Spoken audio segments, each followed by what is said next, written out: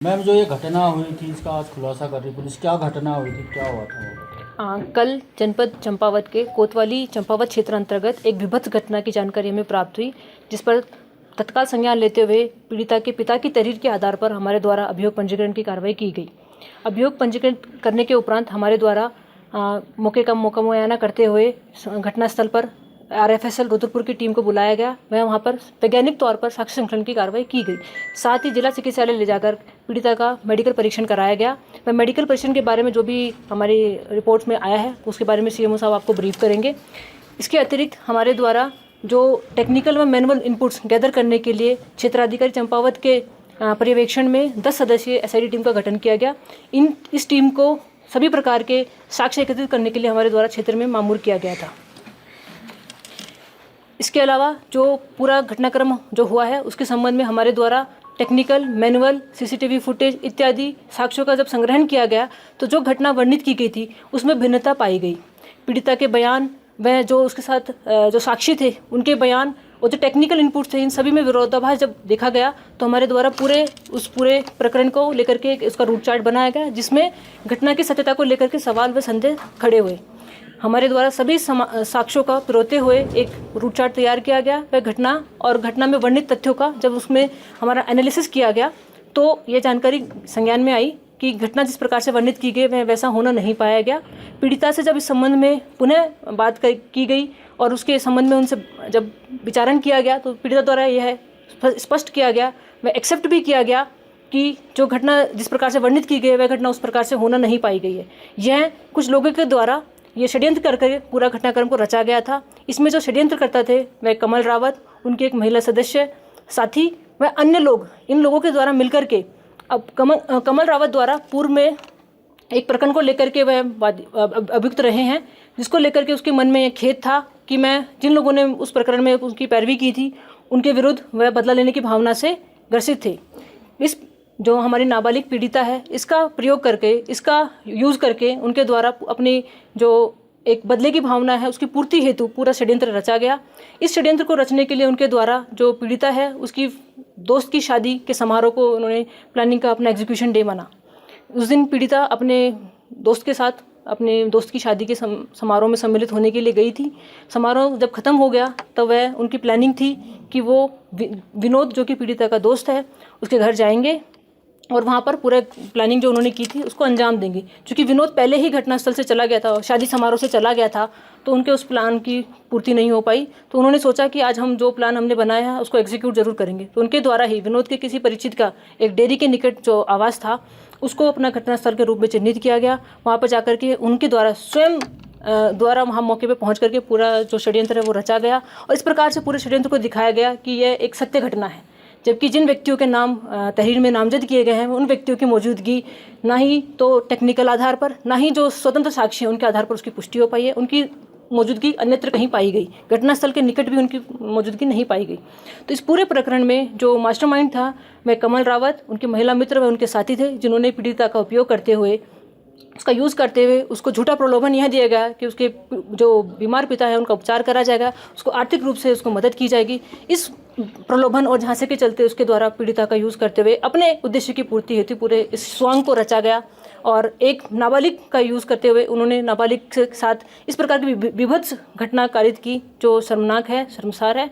और मैं अंत में यही कहना चाहूँगी कि ये दुष्कर्म नहीं, षड्यंत्र था जिसका भांडाफोड़ हमारे द्वारा किया गया है और जिन लोगों ने भी ये पूरा दुष्कर्म रचा है, षड्यंत्र रचा है, उसके खिलाफ सुसंगत धाराओं में वैधानिक कार्रवाई अमल में लाई जाएगी। अभी जो FIR पंजीकृत है उसी के संबंध में हमारी विवेचनात्मक कार्रवाई प्रचलित है। बिकॉज अभी ये तथ्य संज्ञान में आया है और ये जो अनावरण हुआ है वो जो मेन पॉइंट था उसको लेकर के था। चूँकि विवेचनात्मक कार्रवाई के अन्य पहलू भी होते हैं, उन पहलुओं को हमारे द्वारा विवेचना में समायोजित किया जाएगा और इसी प्रकरण में अगर इसकी वृद्धि होगी हम वृद्धि करेंगे या दूसरा अभियोग पंजीकृत किया जाएगा तो उस माध्यम से भी हम जो षड्यंत्र करता है उनके विरुद्ध कार्रवाई अमल में लाए जाएंगे। तो क्या कमल रावत लोग अरेस्ट हो गए हैं मैडम जो उनके साथ थे उसमें? नहीं, अभी किसी की अरेस्टिंग नहीं हुई है। उनसे भी इस संबंध में पूछताछ की जाएगी। बिकॉज पीड़िता द्वारा माननीय न्यायालय के समक्ष इस पूरे घटना की जो सत्यता है उसके बारे में उजागर किया है। माननीय न्यायालय के समक्ष पीड़िता ने यह स्वीकारा है कि जो भी पूरा ये घटनाक्रम वर्णित हुआ था वह उस प्रकार से नहीं था, पूरा यह षड्यंत्र था। पीड़िता के साथ किसी भी प्रकार का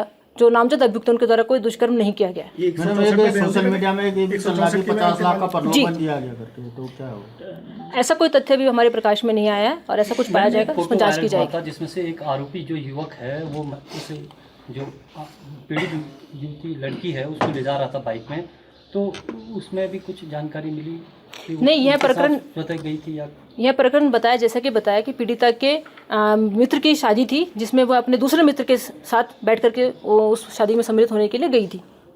मैडम आपने भी बताया कि कोर्ट के सामने पीड़िता ने कहा कि जिन लोगों पर मामला दर्ज हुआ है ये जो है इसमें शामिल नहीं थे। क्या कोर्ट में पीड़िता ने ये कहा है कि कमल रावत ने ही ये सब करा धरा है? हाँ, पीड़िता ने न्यायालय के समक्ष ये स्वीकार किया है कि जिनको नामजद किया गया है उनकी किसी प्रकार से पूरे प्रकरण में कोई संलिप्तता नहीं है, और जो पूरा प्रकरण है वह कमल रावत, उनकी महिला मित्र व अन्य सदस्यों द्वारा रचित है। जिस घर में ये जो षड्यंत्र रचा गया वो किसका है?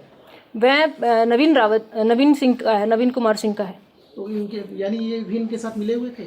नहीं, बताया, जैसा कि बताया कि ये पूर्व की रंजिश के चलते उन्होंने पहले से ही प्लानिंग के तहत पूरा ये षड्यंत्र रचा था। उन्होंने एक घटनास्थल चिन्हित किया जहाँ पर पूरा अपनी जो षड्यंत्र की जो पूरी कहानी थी उसको वहाँ पे उसको होना वहाँ पे दर्शाया गया। नवीन के घर के चाबी, ताला, मकान इनके पास कैसे आया? ये कैसे दूसरे के मकान में जाके चले गए और ताला चाबी भी इनको मिल गया उस कमरे में? जो नवीन का जो मूल घर है वह दूसरा है। यह घर उसकी डेयरी है। डेयरी के समक्ष के सामने 2 कमरे हैं। उसमें एक कमरे में उनका सामान रहता है जिसको ताला लगाया, दूसरे कमरे में खाली पड़ा था जिसमें किसी प्रकार का कोई ताला इत्यादि नहीं था, इसीलिए उस कमरे का प्रयोग इनके द्वारा किया गया। वापस इन्होंने जो ताला खरीदा, क्या वो खरीदा या पुराना ताला है? इस संबंध में जाँच चल रही है। एसपी मैम, जो पीड़िता है, पीड़िता के पिता और पीड़िता को क्या कमल रावत ने किस तरह से इस काम के लिए इस्तेमाल करने की कोशिश की? जैसा कि सबको विदित है कि पीड़िता की माताजी का बचपन में ही देहांत हो गया था और पीड़िता के जो पिता हैं वह अभी बीमारी से ग्रसित हैं, वो चलने फिरने में भी असमर्थ है और आर्थिक रूप से भी उनके पास कोई स्टेबल सोर्स नहीं है। तो इसकी आर्थिकी को समृद्ध करने के लिए वह पीड़िता के पिता को इलाज कराने का प्रलोभन उनके द्वारा दिया गया। तो मैम इसमें जो पीड़िता है और जो उसके पिता है, क्या उन पर भी कोई धाराएं लगेंगी? क्योंकि अभी अब षड्यंत्र में तो ये भी शामिल है। क्योंकि विक्टिम नाबालिग है और नाबालिग कभी षड्यंत्र स्वयं से नहीं रह सकती है, उसको तो मोहरा बना करके यूज़ किया गया है। जिस प्रकार से भी उसको यूज़ किया गया है वह हर प्रकार से विक्टिम ही है, तो उसको हम दृष्टिगत रखेंगे और विक्टिम को किस प्रकार से हम सहायता कर सकते हैं उस पर भी हमारे द्वारा पूरा ध्यान दिया जा रहा है। उनके पिता हैं। आज एक कांग्रेस कार्यकर्ता जब आपसे मिले थे तो उनमें एक पत्र हुआ आपको उन्होंने दिखाया कि 50 लाख देने की पेशकश की गई है इस समझौते कराने को लेकर, उसमें कितनी सत्यता है? और दूसरा, इस घटनाक्रम के दौरान जो पीड़िता के पिता थे वो अपने घर में नहीं थे, ऐसा लोगों का, कांग्रेस के कार्यकर्ताओं का कहना था, तो वो कहाँ थे? नहीं, पीड़िता के पिता पीड़िता के साथ ही थे पूरे समय, और ऐसा पीड़िता के पिता चूँकि हम पुलिस के भी संपर्क में है, उनके द्वारा किसी प्रकार से किसी भी प्रलोभन या लालच के जो अन्य किसी व्यक्ति द्वारा दिया जा रहा है इस संबंध में कोई साक्ष्य ऐसा प्रस्तुत नहीं किया गया। मैडम, पुलिस ये कह रही है कि उसके पिता जो है बीमार थे। हमने भी देखा, सबने देखा उसकी पीड़िता वाकई में बीमार है। ऐसी स्थिति में उसको कोतवाली में या अन्यत्र कहीं रखने के बजाय आपने उसको सुरक्षा देके उसके घर और अस्पताल में क्यों नहीं रखा? सबसे बड़ा सवाल, क्योंकि वो उनके काफ़ी बीमार थे, वो वैसे भी पता चल रहा था, दिखा भी आपका भी कहना है, तो उसे कोतवाली में रखने, अस्पताल में आप रखते, सुरक्षा के साथ रखते, फिर ऐसा क्यों? हमारे द्वारा पीड़िता के पिता को किसी प्रकार से कहीं नहीं रखा गया है। पीड़िता के पिता अपने ही जो निजी जो भी उनके व्यवस्थाएं थी उसमें वो रहे हैं।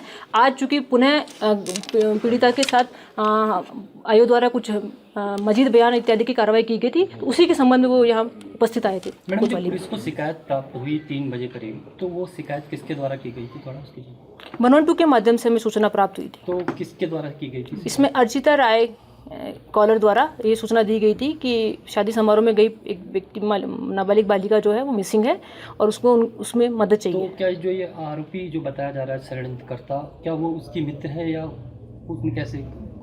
हाँ, ये कमल रावत की महिला मित्र के रूप में जानी जाती है। इनको कुछ पैसे देने के बाद कमल रावत ने इनको भी प्रलोभन दिया था किसी प्रकार? ऐसा कोई तथ्य अभी वर्तमान तक संज्ञान में नहीं आया।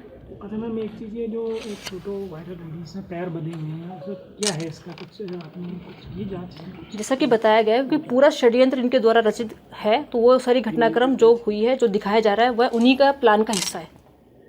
मैम, कमल रावत पर संदेह की सुई, मतलब शक्ति सुई कब से जानी थी? जैसे कमल रावत शुरुआत में लग रहे थे कि वो विक्टिम के हिमायती के रूप में, तो पुलिस को शक कैसे हुआ? जब पूरा घटनाक्रम हमारे संज्ञान में आया, हमने टेक्निकल और मैनुअल इनपुट जब गैदर किए, तो एक व्यक्ति विशेष की पीड़िता के साथ एक दिन में बहुत ही ज़्यादा अत्यधिक कॉल्स थी, जो उसी दिन की घटना को इंगित कर रही थी। साथ ही जो पूरा पीड़िता द्वारा अपने बयान में भी बताया गया, जब पीड़िता ने एक्सेप्ट किया कि उसके साथ दुष्कर्म नहीं हुआ, उसकी पुष्टि मेडिकल में भी जो सीएमओ साहब अभी आपको बताने वाले हैं। जब पूरा घटनाक्रम नहीं होना पाएगा तो जब पीड़िता से मजीद किया गया, पीड़िता ने एक्सेप्ट किया कि मेरे जो रिश्ते में चाचा लगते हैं वो उनकी महिला साथी व अन्य लोगों द्वारा पूरा षड्यंत्र करके इस घटना को अंजाम दिया गया है।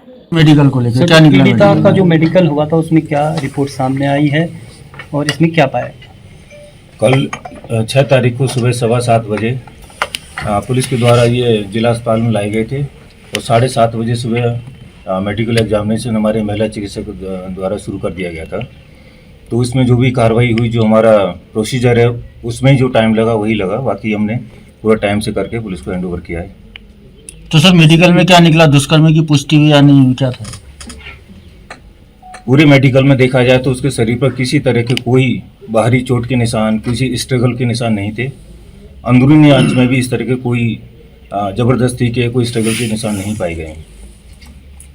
सर रस्सी से उसको बांधा गया था, उस पर कुछ वहाँ पे निकला? जैसे मैंने बताया, उस पर शरीर पे किसी तरह के कोई निशान थे। रस्सी बांधने जो नोट के साइन आते हैं वो भी निशान नहीं थे मेडिकल और चेहरे से लेकर पैर तक किसी भी तरह के कोई किसी तरह चोट के निशान नहीं थे। राइट इस पे रिस्ट पर जरूर एक निशान था, लेकिन वो ब्लूज का, वो 3 दिन पुराना था। 3 दिन पुराना, उसका कलर के हिसाब से हम बता सकते हैं किस दिन का कितना है। तो वो ब्लूज था, वो 3 दिन पुराना था, इससे कोई संबंध नहीं है। इस तरह पूरे शरीर पे किसी तरह के चोट का, स्ट्रगल के निशान नहीं थे। निशान और दुष्कर्म की बात हो रही है, दुष्कर्म के लिए बताइए क्या पुष्टि हुई? रिपोर्ट अभी आनी है। जैसे हमारे महिला चिकित्सक द्वारा बताया गया, मैंने भी खुद अपना उसका पूरा देखा है, उसको पूरा स्टडी किया है इसको, तो उसमें ऐसा किसी तरह का कोई दुष्कर्म का नहीं पाया गया है। क्लियर है मतलब? सर ये मामला क्लियर है पूरा? क्लियर है बिल्कुल, कोई दुष्कर्म का नहीं तो पाया इसमें गया। जांच रिपोर्ट अभी आनी है या हाँ, जो सैंपल हमारा आपने भेजे? प्रोसीजर है, जो हम जांच के लिए स्वैब लेते हैं, हेयर लेते हैं, जो भी चीज़ हम लेते हैं, कपड़े सील करते हैं, वो तो हमारा प्रोसीजर है, वो हमने अपने करके पुलिस को दे दिया है। सर आपकी तरफ से पूरी जो जांचें थी वो पूरी हो चुकी हैं, मतलब हाँ, क्लियर हमारी आपका पूरी ये? जांचें पूरी हो चुकी हैं। कल 6 तारीख को सुबह 7:15 बजे पुलिस के द्वारा ये जिला अस्पताल में लाए गए थे और 7:30 बजे सुबह मेडिकल एग्जामिनेशन हमारे महिला चिकित्सक द्वारा शुरू कर दिया गया था।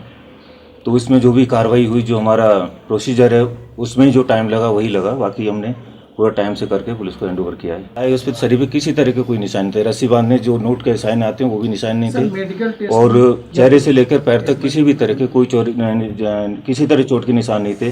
राइट इस पे रिस्ट पर जरूर एक निशान था, लेकिन वो ब्लूज का, वो 3 दिन पुराना था। 3 दिन पुराना, उसका कलर के हिसाब से हम बता सकते हैं किस दिन का कितना है। तो वो ब्लूज था, वो 3 दिन पुराना था, इससे कोई संबंध नहीं है।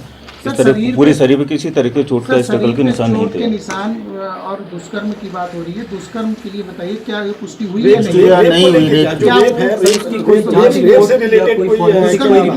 द्वारा बताया गया, मैंने भी खुद अपना उसका पूरा देखा है, उसको पूरा स्टडी किया है इसको, तो उसमें ऐसा किसी तरह का कोई दुष्कर्म का नहीं पाया गया है। तो हम जांच के लिए स्वैब लेते हैं, हेयर लेते हैं, जो भी चीज़ हम लेते हैं, कपड़े सील करते हैं, वो तो हमारा प्रोसीजर है, वो हमने अपने करके पुलिस को दे दिया है। आपकी तरफ से पूरी जो जांचें थी वो पूरी हो चुकी हैं, मतलब हाँ, हमारी पूरी जांचें पूरी हो चुकी। पूरे मेडिकल में देखा जाए तो उसके शरीर पर किसी तरह के कोई बाहरी चोट के निशान, किसी स्ट्रगल के निशान नहीं थे। अंदरूनी आंच में भी इस तरह के कोई जबरदस्ती के, कोई स्ट्रगल के निशान नहीं पाए गए हैं। अगर आप ये वीडियो YouTube पर देख रहे हैं तो हमारे चैनल को सब्सक्राइब कर बेल आइकन दबाएं और Facebook पर देख रहे हैं तो हमारे पेज को लाइक करें।